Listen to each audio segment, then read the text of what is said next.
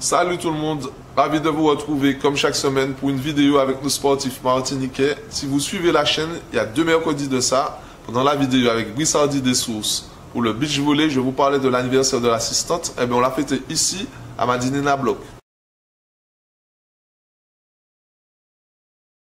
C'est une salle d'escalade, elle était venue ici avec son centre aéré et elle avait kiffé, donc on l'a ramené pour fêter son anniversaire et ils ont adoré.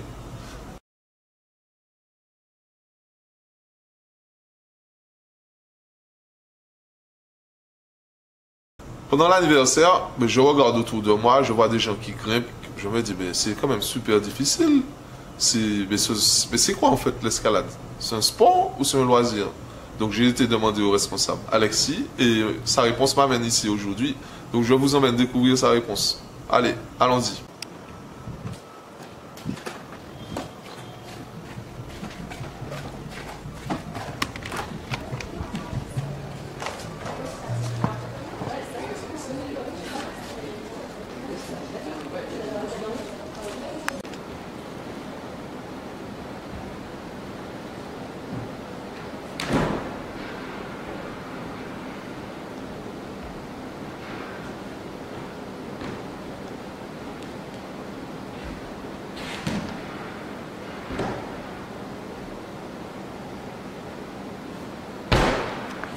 Bonjour Alexis. Bonjour. Comment tu vas? Bah écoute, ça va bien, hein, une belle journée. Avant de nous dire c'est quoi Madinina Block, est-ce que tu peux te présenter? Ouais, très bien, il n'y a pas de souci. Du coup, Alexis Ostrovic, passionné d'escalade, diplômé d'État dans cette discipline. Donc j'ai 30 ans maintenant depuis cette année et ça fait maintenant 1 an que j'habite officiellement en Martinique, même si j'y venais chaque année pour voir la famille. Ok. Et Madinina Block, c'est quoi Madinina Block? Alors Madinina Block, c'est en fait ma volonté de partager mon sport favori, du coup l'escalade, avec le plus grand nombre, avec les Antillais, parce que c'est un sport qui est aujourd'hui peu développé encore en Martinique, même si on compte plusieurs sites en extérieur. Donc l'idée de Madinina Block, c'est vraiment de pouvoir faire découvrir l'escalade au plus grand nombre et puis aussi satisfaire le besoin de grimper d'un certain nombre de personnes qui étaient présentes sur l'île et qui n'avaient rien à se mettre sous la dent depuis quelques années. Alors la question qui m'amène ici, est-ce que c'est un sport ou un loisir? Alors c'est les deux. C'est les deux. C'est avant tout un sport, mais qu'on peut pratiquer aussi sous forme de loisir. C'est un sport qui est olympique cette année. Normalement, on aurait dû assister à la première participation de l'escalade au JO à Tokyo. Ouais. Donc ça aura lieu l'année prochaine. Donc c'est un sport qui fait travailler énormément de choses, tant d'un point de vue physique que d'un point de vue technique ou mental. Donc on est vraiment dans une discipline sportive. On peut aussi la pratiquer sous forme de loisir en enlevant certains paramètres, en grimpant un peu comme on le souhaite, comme on irait grimper dans un arbre ou sur un rocher à côté de l'eau. Mais comment tu fais pour être au JO? Alors comment Est-ce qu'on peut te voir toi au JO? Alors moi au JO, je pense que maintenant il est un peu trop tard, il aurait fallu que je m'y prenne un petit peu plus tôt. Et comment on fait? On s'entraîne, on a 13 ou 14 entraînements par semaine avec des cycles de préparation spécifiques pour les 3 disciplines, parce qu'aux Jeux Olympiques, il y a 3 disciplines qui sont représentées. Donc la difficulté, là où on grimpe avec une corde, la discipline historique, le bloc, on est limité à 4,50 m de hauteur en intérieur, et la vitesse. Donc le but c'est d'atteindre le sommet le plus rapidement possible. On parle de 15 mètres de hauteur, moins de 6 secondes pour arriver au sommet, donc c'est un calcul, je vous laisse faire, mais en termes de vitesse, on est quand même au niveau des étoiles. Donc, pour arriver au JO, il faut être exceptionnellement bon dans ces 3 disciplines, puisque la sélection, en tout cas pour les JO Tokyo, c'est un combiné des résultats des 3 disciplines pour chaque athlète. Ok, donc il y a un championnat de France?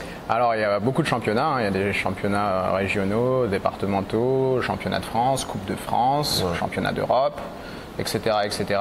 Et en fait, pour se qualifier, il faut réussir à faire ses preuves déjà sur les grandes compétitions internationales pour pouvoir ensuite prétendre à être sélectionné sur les compétitions internationales et au JO.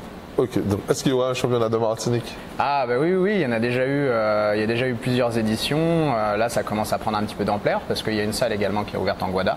Donc l'objectif aujourd'hui, c'est de faire des compétitions à la fois avec nos grimpeurs ici en Martinique, mais d'aller se confronter aux grimpeurs en Guadeloupe et pourquoi pas ensuite dans l'Hexagone avec nos grimpeurs français ou venus d'ailleurs. C'est peut-être bête ma question. Est-ce que c'est plus des métropolitains qui pratiquent ou bien on a des locaux qui pratiquent aussi l'escalade? Alors, Si on parle vraiment d'un instant T, aujourd'hui, on a quand même plus de métropolitains qui pratiquent pour la simple et bonne raison que les personnes qui sont venues dans un premier temps à la salle, c'est les personnes qui connaissaient déjà l'escalade. Aujourd'hui, on a de plus en plus de Martiniquais qui viennent parce qu'ils découvrent ce sport qu'ils ne connaissaient pas auparavant. Mais bien sûr, ça prend un petit peu plus de temps que quelqu'un qui avait déjà l'habitude de pratiquer avant de venir ici. Donc on a une population qui est mixée quand même, mais avec une plus grosse part, pour le moment en tout cas, de métropolitains. Mais comment tu arrives à l'escalade? Tu m'as grimpé aux arbres, il se passe quoi?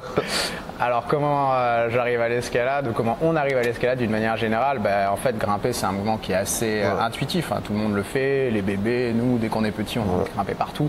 Donc en fait c'est vraiment un mouvement qui est dans le prolongement de marcher, etc. Escalader on y vient très naturellement.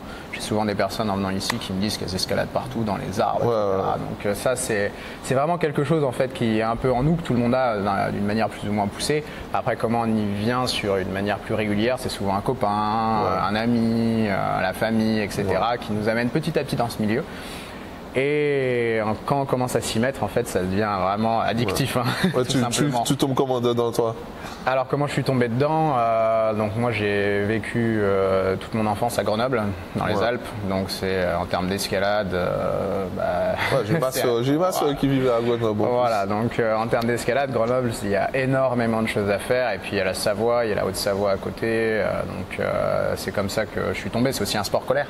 Là, aujourd'hui, en Martinique, il y a plusieurs écoles, dont certaines avec lesquelles on travaille, qui viennent faire pratiquer du coup l'escalade aux jeunes. Donc il y a des enfants qui ont essayé, qui ont beaucoup aimé, qui reviennent maintenant avec leurs parents, etc., indépendamment de l'école.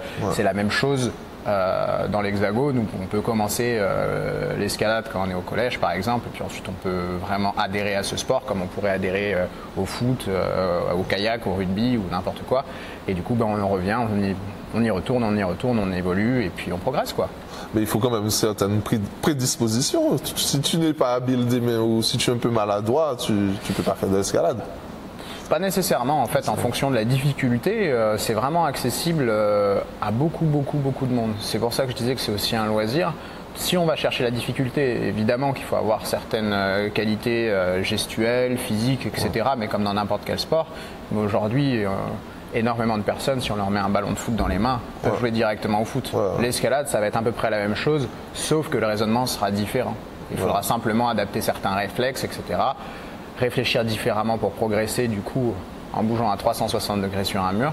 Mais en soi, à partir du moment où on peut monter une échelle, on est capable de faire de l'escalade. Oui, mais regarde, moi, je suis un surpoids, je ne peux pas faire de l'escalade. Ah bah si, je te mets sur le mur, là, tu peux y aller direct. Non, il n'y a pas de problème. On va pas tenter notre job quand même.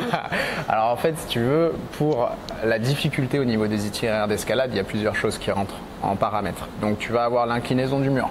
Plus le mur est incliné, plus ça va être physique. Plus tu vas avoir besoin de reprendre ton propre poids au niveau de tes bras, de tes épaules, etc. Donc là, effectivement, plus le mur est penché, moins ça devient accessible au plus grand nombre. Après, tu vas avoir la taille des prises. Si on a des grosses prises, tu vas pouvoir les tenir facilement. Des poignées, tu peux les attraper et progresser assez facilement. Si tu as des toutes petites prises, c'est plus compliqué. Et après, tu vas avoir aussi l'éloignement des prises, par exemple. Si tu mets des grosses poignées, mais qu'elles sont toutes à 1 mètre les unes des autres, ça devient très difficile. Si elles sont toutes les unes à côté des autres, tu peux grimper facilement. Donc en fait, même une personne qui est un peu en surpoids peut faire de l'escalade. Ok. Mais en Martinique, c'est quoi le niveau, on va dire, de l'escalade martiniquais? Alors le niveau de l'escalade en Martinique, c'est très hétérogène en fait. Parce qu'il y a vraiment une population qui ne connaît pas du tout et qui débute. Et on a aussi quand même quelques grimpeurs confirmés qui ont un niveau tout à fait honorable. Donc il y a vraiment en fait un peu les deux extrêmes. On a des personnes très fortes et des personnes qui débutent, qui découvrent, donc qui ont encore du chemin à parcourir. Donc c'est vraiment, il n'y a pas de niveau vraiment que je pourrais résumer en une phrase, ça dépend. Chaque personne apporte un peu sa part à l'édifice en termes de niveau, de technique, etc. Mais d'un côté, on va avoir des grimpeurs qui avaient l'habitude de grimper à l'étranger. Il y en avait qui grimpaient au Canada, en Belgique, en Espagne, etc. Plus tous ceux qui grimpaient dans l'Hexagone. Puis après, on a aussi ceux qui découvrent. Là, on est plus sur un niveau débutant, évidemment, qui commencent à venir régulièrement et qui progressent. Est-ce qu'on a beaucoup de pratiques là? Alors, ou il n'y a pas encore assez? Aujourd'hui, la ligue du coup, de la fédération avait fait une estimation à peu près 200 grimpeurs licenciés, sachant qu'après il y a tous les pratiquants qui n'ont pas la licence. 200 en Martinique ou? En Martinique. Ah, il y a une ligue d'escalade aussi? Oui, il y a une ligue d'escalade, ouais. Il y a une ligue d'escalade. Mais c'est un sport à part entière alors? Ah oui, oui, bah, totalement. Hein. Bah, je vais te montrer ça après. Pas de souci. Et du coup, non, il y a plusieurs centaines de personnes, peut-être milliers, je sais pas si on dépasse le millier de personnes qui pratiquent l'escalade d'ici. Mais en tout cas, il y a quand même un bassin. Bon, c'est pas forcément il n'y a pas autant d'entrain que pour la yole ou ce genre de choses, etc. Où c'est vraiment un sport national ici. Ouais. Mais on a quand même une jolie population et surtout on a des gens qui sont passionnés. Qui sont vraiment passionnés par leur sport. Mais où est-ce qu'on peut escalader en Martinique? Alors, il y a plusieurs endroits pour le faire. Déjà, il y a 2 écoles. On peut le faire en intérieur, on peut le faire en extérieur. Donc, en intérieur, c'est plus accessible. C'est en termes de sécurité, on est dans des environnements qui sont plus favorables à l'apprentissage. Après, on peut aller aussi du coup en extérieur. Donc, l'extérieur, là, on a d'autres contraintes, entre guillemets, la température, le soleil, les moustiques, donc tout ça qu'il faut prendre en compte. Voilà. Et on peut aller du coup, par exemple, au Mans de Champagne, donc à Grand'Anse. Où là on a un site de bloc, donc le bloc ce que j'expliquais tout à l'heure, 4,50 m de hauteur max, en naturel, donc là on vient positionner des crash pads, comme des épées tapis qu'on vient mettre au sol pour protéger la réception, donc on positionne sous les blocs et on peut grimper, donc ça c'est le Cap Salomon, donc pas très loin de Tissable. De ce côté-là. Et de l'autre côté, on a le Mans de Champagne, du coup, où là, on est sur des falaises, des vraies falaises qui sont vraiment parmi les plus belles que j'ai vues. Où là, on grimpe en cordée. Donc, ce que j'ai expliqué, la difficulté. Donc là, on part au pied de falaise. Et le but, c'est de monter avec une corde, un baudrier et des dégaines dans lesquelles on met la corde pour arriver jusqu'en haut, ce qu'on appelle le relais. Mais ça, c'est des habitués qui ça, c'est plutôt des habitués. Il faut avoir un petit peu d'expérience, effectivement, pour pouvoir grimper en extérieur. Et à part le Mans de Champagne, il y a où d'autres? Alors donc Mans de Champagne, Cap Salomon, ensuite il y a Rivière Pilote également, et le site le plus connu, le plus fourni en termes de voies, du coup là où on grimpe avec la corde, c'est le Rocher Leclerc, qui lui est situé au François. Où là on a pas loin de 200 itinéraires différents encordés. Ouais. Mais pourquoi c'est pas connu? Pourquoi on ne parle pas d'escalade en Martinique?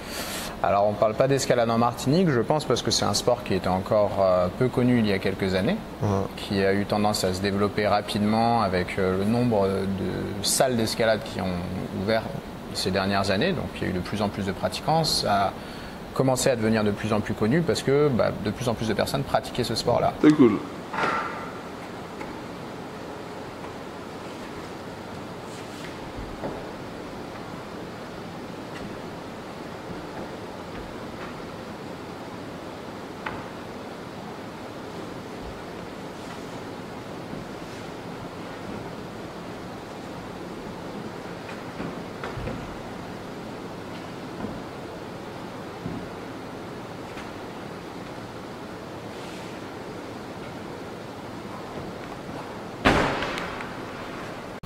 Tu es la seule salle en Martinique? Il n'y a que ta salle ici? Alors là, en termes de salles vraiment ouvertes au public, il y a tous où on peut venir sans être licencié fédéral, etc.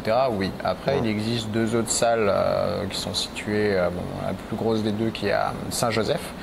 Mais pour y aller, il faut être licencié fédéral. Il faut faire partie d'un club, etc. Donc on ne peut pas y venir de manière, entre guillemets, inopportune, venir découvrir comme ça par hasard si on passe et qu'on veut grimper, c'est pas possible, il faut d'abord se licencier auprès du club pour pouvoir pratiquer dans cette salle. Ok, il y a combien de clubs en Martinique? Donc là il y a 2 clubs actuellement, donc qui sont les 2 salles que je viens de citer, et il va y avoir un 3e club parce que j'ai l'intention d'en ouvrir un pour pouvoir faire des compétitions avec eux justement. Ok. Et à terme, quels sont tes projets, tes objectifs? Alors mes objectifs, là dans un premier temps, je viens de faire des sélections pour faire une équipe un petit peu typée compétition. Donc j'ai recruté une trentaine de jeunes, allant de 7 ans jusqu'à 16 ans à peu près. Et l'objectif, ça va être de les amener à découvrir l'escalade comme on peut la vivre dans l'Hexagone. Vraiment comprendre ce que c'est que l'escalade, chercher à progresser dans ce sport-là, en y prenant du plaisir et après aller porter haut et fort les couleurs de la salle de par leur escalade à eux, qu'ils ont réussi à créer, à adapter, à peaufiner, etc. Ok, mais on va finir avec le quiz que je fais habituellement. Si tu fais pas de l'escalade, quel autre sport tu fais? Quel autre sport je fais? Alors j'adore le surf, je fais énormément de plongée, d'apnée aussi. Je cours pas mal. Après, je fais pas mal de boxe taille également. J'en faisais avant d'ouvrir la salle ici, en attendant que ça ouvre pour garder un petit peu la forme. Donc voilà, ça va plus être autour de ces sports-là. Si je devais choisir vraiment en ce moment, ça serait plutôt l'apnée. Ouais. Ok. À l'inverse, quel sport tu ferais jamais? Quel sport je ferais jamais? Du curling, du golf. Le curling ici, je sais pas si je vais rencontrer quelqu'un qui fait du curling. Non, les sports que je ferais jamais, en soi je suis relativement curieux sur tous les sports. Pour moi, chaque sport a quelque chose de bon à apporter en termes de gestuelle, de qualité technique, mentale. Donc ceux voilà, qui me parleraient le moins, c'est ceux où la notion sportive à proprement parler n'est pas présente. Moi quand je fais un sport, j'ai besoin de me dépenser, j'ai besoin d'envoyer les watts, de mettre de l'énergie. Donc si de l'autre côté j'ai un sport qui nécessite rien de ce que je viens de dire, en fait je m'y retrouverai un peu moins. J'irai par curiosité pour voir, mais c'est pas un sport auquel je reviendrai. C'est pour ça que j'ai cité le curling, parce que même s'il doit y avoir des mouvements techniques, etc., en termes de physique, c'est pas quelque chose sur lequel je me retrouverai. Mais au niveau de l'escalade, il faut quand même pas mal de mental aussi. Énormément. Si on n'a pas de mental en escalade, à partir du moment où on veut faire ça comme un sport et plus comme un loisir, il se passe rien du tout. La première chose à faire, c'est dans sa tête être fort en fait pour pouvoir aller faire des mouvements qui sont parfois extrêmement compliqués d'un point de vue technique et extrêmement exigeants d'un point de vue physique. Ok. Est-ce que tu as une phrase ou un dicton que tu te répètes quand ça va pas ou même quand ça va? Une phrase ou un dicton que je me répète, j'en ai beaucoup en fait. Mais à combattre sans gloire, en triomphe, sans péril. Non, c'est l'inverse. Ouais, c'est l'inverse. Non, à combattre sans péril, en triomphe, sans gloire. Voilà. Ok. C'est quoi ta plus grosse qualité et ton plus gros défaut? Ma plus grosse qualité en escalade ou on va dire en escalade et après en humain, l'homme. En escalade d'abord. En escalade, ma plus grande qualité, je pense que c'est ma combativité. Ouais. Quand vraiment j'ai décidé de faire quelque chose, j'y vais. Tu vas arriver. J'y vais vraiment. Donc ça, je pense que c'est un de mes points forts en escalade. Et défaut? Défaut, ce serait ma souplesse. La souplesse, c'est quand même relativement important dès qu'on atteint un certain niveau. Et tu n'en as pas beaucoup? Des fois, c'est un peu compliqué. Donc, je suis obligé de compenser justement en force.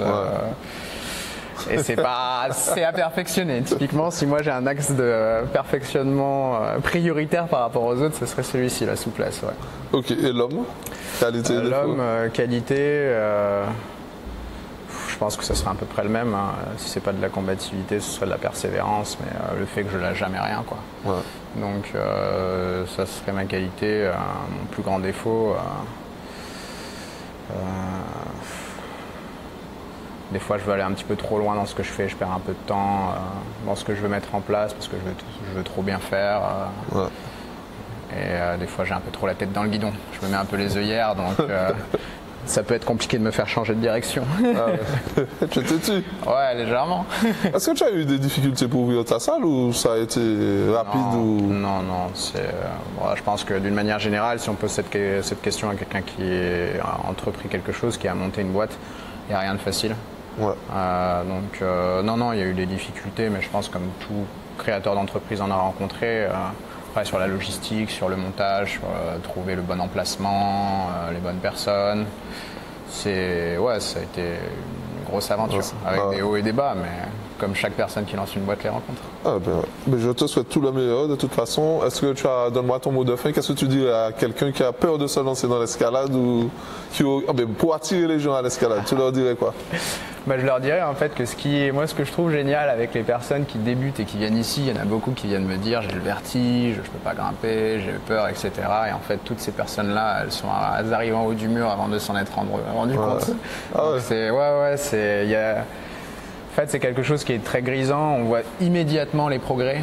Dès qu'on réussit quelque chose, en fait, l'effet est immédiat. On n'y arrivait pas. Et une minute après, on y arrive. Donc, c'est très gratifiant. C'est très plaisant, en fait. Et c'est pour ça qu'on y revient. C'est parce que la récompense est immédiate, en fait. Et même des personnes qui viennent avec beaucoup d'a priori, de la peur, des fois, s'en sortent très bien. Et c'est ça, en fait, moi, que j'aimerais transmettre aux gens. C'est que il ne faut pas une condition physique hors du commun, c'est vraiment quelque chose qui est accessible et dès qu'on a quelques petites bases que nous on vient expliquer lors de la première séance, ça permet de prendre beaucoup de plaisir entre amis ou même en famille, sans prérequis, quel que ce soit. Ok, ben merci beaucoup. Franchement, j'ai passé un bon moment. Merci à toi. Venez faire de l'escalade. L'assistante a adoré, elle me persécute déjà en plus pour revenir. Donc, venez, mettez-vous à l'escalade. On se voit la semaine prochaine. Vous savez déjà, profitez de la vie, faites du sport tant que vous pouvez. Bye bye.